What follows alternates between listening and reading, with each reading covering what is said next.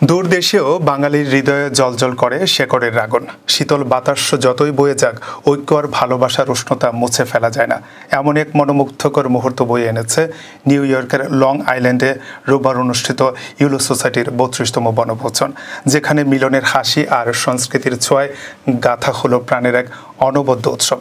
১৯৯৪ সালে ছোট এক স্বপ্ন নিয়ে যাত্রা শুরু করা এই অরাজনৈতিক পেশাজীবী সংগঠন আজ ৩১ বছরে পরিণত হয়েছে বাঙালির শেকড় ধরে রাখার অন্যতম শক্তিশালী প্রতিষ্ঠান। বনভোজনে মিলিত হয় হাজারো প্রবাসী, যেখানে দেখা মেলে পুরনো বন্ধু বান্ধবী, পরিবারের সান্নিধ্যে হাসি, আড্ডা আর আনন্দে মুখরিত হয় পুরো আকাশ পাতাল।